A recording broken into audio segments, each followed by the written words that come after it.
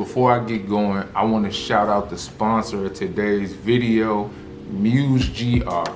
Muse GR is an interactive art gallery. They provided the space for me to have this super dope conversation about how to talk to your child and when to talk to your child about firearms and firearm safety.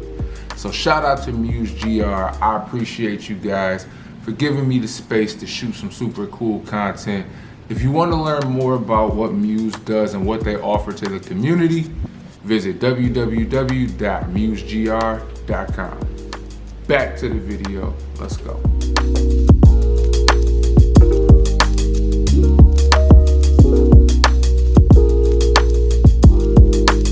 What's up guys, Daryl from Smart Shooters, and today I just wrapped up a news interview and it's crazy the epidemic that's happening with kids and firearms, man. In Grand Rapids, Michigan, GRPS, we had 4 incidents last school year of students bringing firearms to school, and it's completely unacceptable.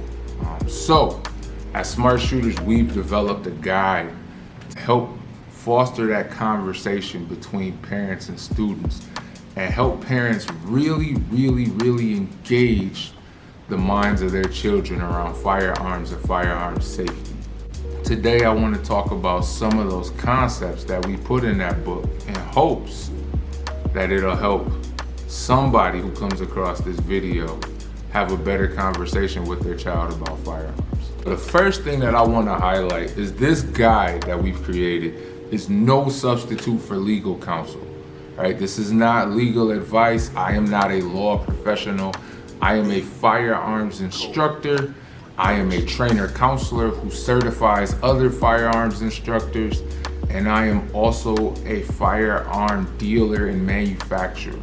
So firearms are my specialty. Firearm safety is my specialty, but I am no legal advisor. So please take nothing that I state as legal advice and make sure that you contact someone in your state to make sure you're following all rules and regulations and laws in your area. When it comes to talking to a child about firearms, there are 5 factors that determine when is it appropriate and how you should approach the conversation. Factor number 1 is age-appropriate awareness. Number 2, exposure to firearms.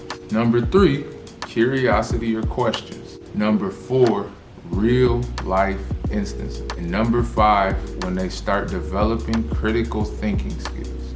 Let's break each one of them down and talk about what that means. So when we say age-appropriate awareness, what we mean is this. Children all develop at different rates, and that's okay. A child at 5 or 6 may see a firearm and want to know what's that, and may approach it without any type of concern or respect for what it actually is, which is a firearm. Whereas a 12-year-old may see a firearm and depending on their level of exposure may be scared because they've been taught to see a gun and be scared.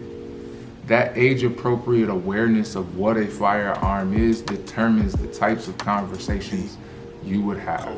A child 3 to 5 years old, it may just look like, no, don't touch it.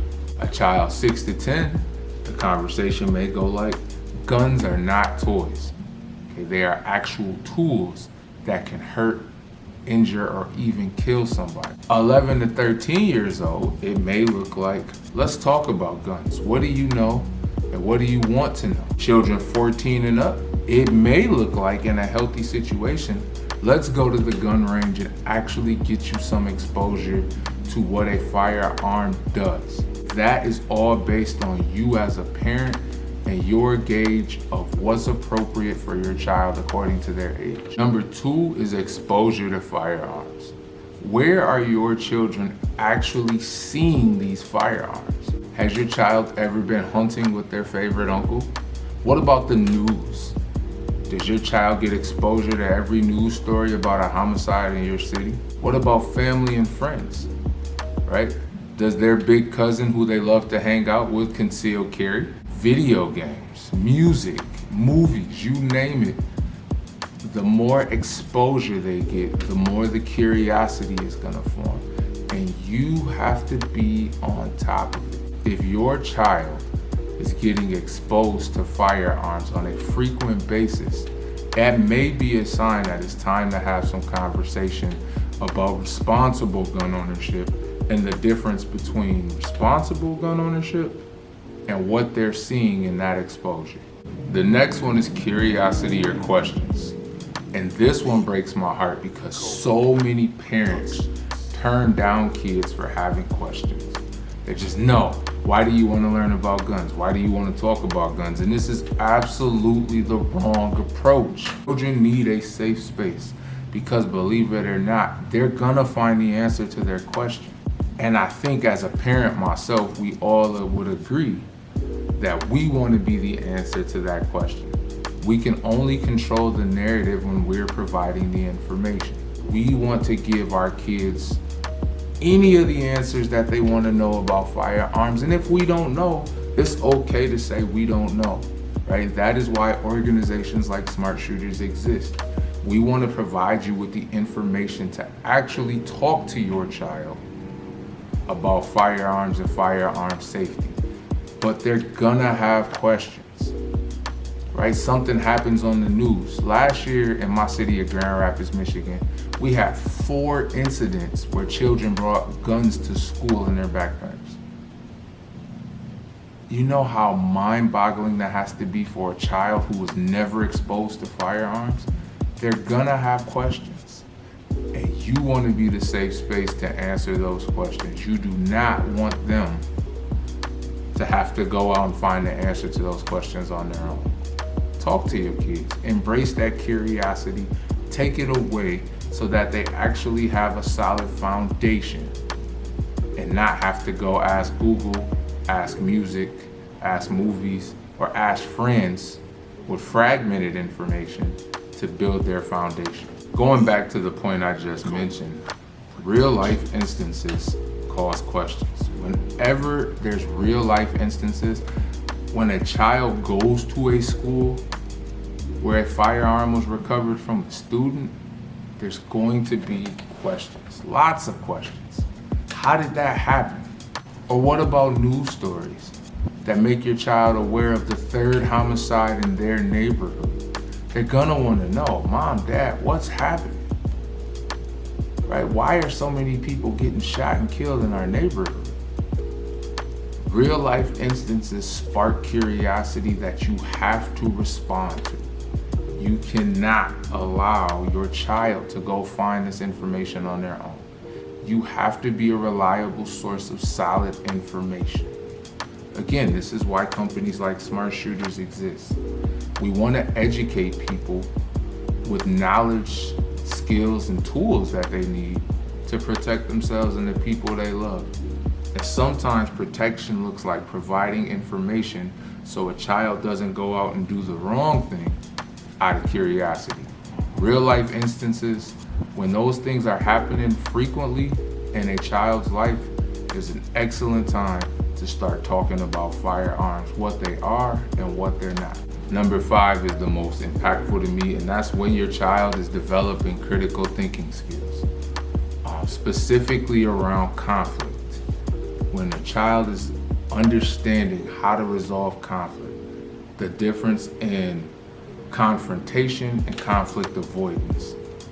When your child is trying to learn de-escalation skills, when they're developing how to solve problems in the real world, this is so critical that you talk to that child about what roles firearms play in conflict and conflict resolution. Here at Smart Shooters, we teach our students that the only time we use firearms is if it's our last resort and we don't even have time to consider the consequences. If you have time to consider what could go wrong, then you have time to figure out another solution to the problem. As children develop critical thinking skills, you want to equip them with tools like de-escalation. Does your child know how to say, "My bad, I'm sorry"? Does your child know how to get help? Right? There's so many people who don't want our children to participate in the don't snitch culture. But have you taught them how to inform somebody if there's actually an issue? Those are the types of skills that we need, and we have to give them those skills as soon as they start to process, how do I handle things? And for some, that's actually an early age, especially if your child is in an environment where they don't have the most positive examples. Once they start thinking critically on how to resolve conflict and handle situations, we need to make sure they understand that firearms are not the go-to to handle conflict and are to only be used when our life is in danger and we don't even care about the consequences. We're trying to stay alive, right? Because there still is a legal component to handling and owning firearms. Good communication is the bridge between confusion and clarity. When a child is over here on the side of confusion and does not understand guns, what they're for, why they were created, is it a protected right? Is it something we should ban? When they don't know, our communication with them has to be that bridge that brings them over to clarity. As you approach this conversation with your child, here's some tips that I would give you that could help make the conversation even easier. Establish a safe and non-judgmental environment. Your child probably already has skewed views of firearms depending on their exposure from media, from movies, from video games, from family and friends. They have already developed some sort of opinion. And they need to know that they can express that in a safe and non-judgmental environment. You want to create the space to know, what do they think, right? Why do they have a Glock sticker in their room, right? What do they know about Glocks? That they're the best firearms ever. Take away the space where they feel like mom's gonna judge me, dad's gonna judge me if I tell them what I think I know about firearms. Make a safe space for them to come and trust them without them feeling like you're going to use what they tell you against them. Another way to make things light is turn on a YouTube video, right? Is your child at the age where they can comprehend content from other people? Just because you facilitate the conversation does not mean you have to provide the information. You just have to know where to get the information, right? Find ways that are appropriate for your child. And there's children's books out there that teach children to contact adults if they see a gun, to never touch it, to make sure no accidents ever happen. I think it's critical that you find tools and resources to help you have the conversation appropriately and not just try to come from your own knowledge, who, if you're honest with yourself, may not be the right foundation that that child needs either. The biggest thing when it comes to conversations around firearms is emphasizing safety. This is a tool that if not handled safely can take a life. Your child needs to understand how critical safety is when it comes to firearms. They need to understand that you treat every firearm like it's loaded. There's no such thing as an unloaded gun. Everything is treated like it's loaded. Number two, never point a gun at anything you're not willing to shoot. If you wouldn't shoot it, you shouldn't point your gun at it. Number three, finger off the trigger and outside of the trigger guard until you're locked on your target and have made a conscious decision to shoot, and to know your target and what's beyond your target. All right, these are the 4 fundamental firearm safety rules that can help make sure there's never an accident should they ever encounter a firearm. You have to stress safety. It doesn't matter what environment you discover a firearm in, rather it's with your uncle on a hunting trip or rather it's in an unsafe environment. Those safety rules apply, and you want to make sure that they know how to make sure nobody gets hurt. My next bit of advice when it comes to having this conversation is understand your child's comfort level. If your child has developed a fear of firearms, the last thing you want to do is shove a pistol in his hand. Be considerate of their comfort level. Some children are comfortable talking about it, but wouldn't want to touch it. Know your child, and that's okay, right? You want to let them know whatever their comfort level is. Some children may say, Mom and Dad, if you have a gun, can I touch it? And it's up to you to determine their maturity level to say that this is only to be handled under my direct supervision and never any other time. Or if they're not ready, no. Only you can make that determination. But be okay with your child's comfort level and ask them, what are they comfortable with? Are you comfortable with me showing you? Are you comfortable with me taking you to the range? Is this just a conversation, or are you curious and anxious to get your hands on a firearm? All these things play a part in the conversation. Now, believe it or not, this can be an empowering conversation. This does not have to be something that you dread. Do your best to get the resources necessary to have this empowering conversation and to get aligned with your child so they know what to do should they encounter a firearm.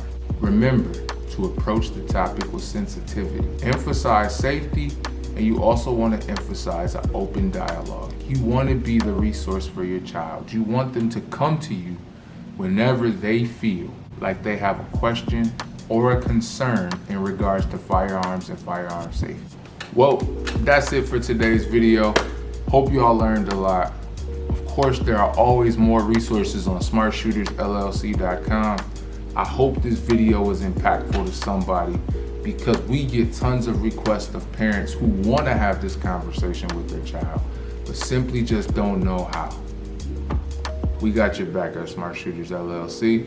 Make sure y'all like, comment, subscribe. I know this was different from our normal videos, but with the amount of requests we're getting around firearm safety as children get ready to go back to school, we felt it was our duty to put out some free content to help with this conversation. There also is a free ebook on smartshootersllc.com that you can download with all of this information and more. Get out there, have some dope conversations. I'll catch y'all next video.